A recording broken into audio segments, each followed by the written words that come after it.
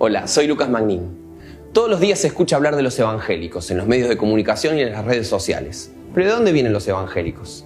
Básicamente son herederos de la Reforma Protestante, un movimiento que explotó hace 500 años.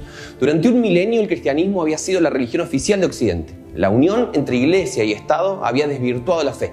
Las doctrinas y las estructuras se fueron corrompiendo y todo el mundo se daba cuenta de que era necesario reformar la iglesia. En diferentes lugares fueron surgiendo hombres y mujeres preocupados con volver al Evangelio. Reformadores como Lutero, Calvino, Catalina Pombora o Zwinglio entendieron que una experiencia profunda con la palabra de Dios era la única forma de que el cristianismo siguiera teniendo sentido. El aporte teológico y social de la Reforma Protestante es inmenso. Quizás alguna vez escuchaste hablar de las 5 solas, pero ¿qué son? Es un resumen de algunos conceptos fundamentales de la Reforma. En los próximos videos vamos a preguntarnos qué significaban las 5 solas en relación con Dios y también entre las personas. ¿Me acompañan?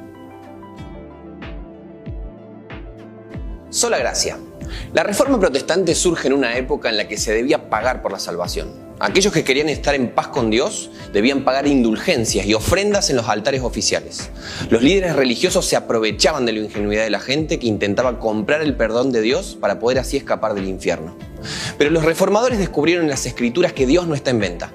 La salvación es un regalo, es gracia, es gratis para todos los que la desean. No es nuestra capacidad de agradar a Dios la que nos abre las puertas del cielo, sino la gracia divina que se manifiesta en el perdón que la muerte y resurrección de Jesús pusieron al alcance de todos. Cuando decimos que somos salvos solo por la gracia de Dios, no solo estamos afirmando que el amor de Dios es más grande que nuestro pecado, también estamos diciendo que nuestra respuesta a la gracia será la gratitud, vivir en constante agradecimiento por ese regalo. Los que recibieron la gracia no pueden hacer otra cosa más que vivir generosamente. Sola fe. Durante la Edad Media, toda la gente vivía con miedo del infierno. Los líderes religiosos insistían en que la única forma de escapar del fuego eterno era resignarse y aguantar. La fe no tenía que ver con una relación con Dios, sino más bien con una serie de cosas que se debían hacer y otras que había que evitar.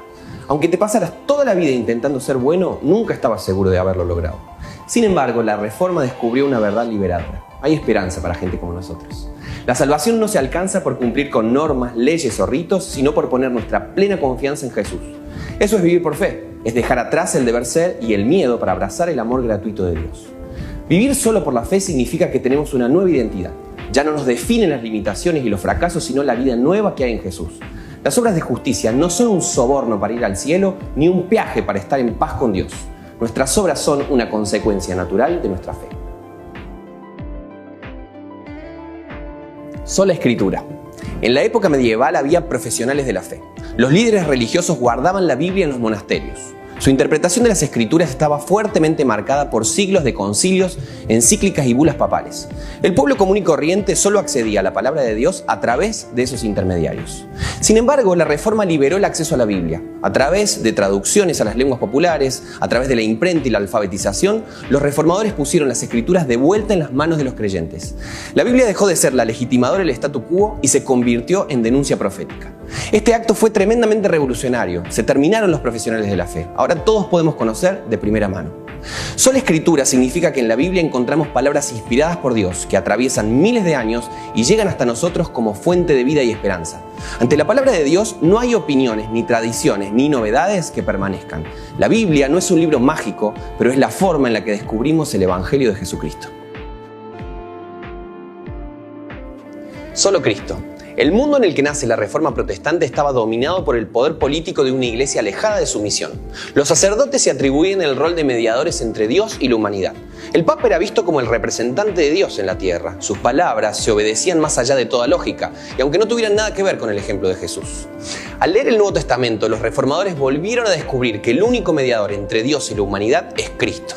Él es Dios con nosotros, totalmente divino y totalmente humano. Jesús es la palabra de Dios encarnada, el único camino al Padre y también la autoridad máxima de la Iglesia. Esta conciencia teológica liberó las mentes de toda una generación y puso en crisis la figura incuestionable del Papa.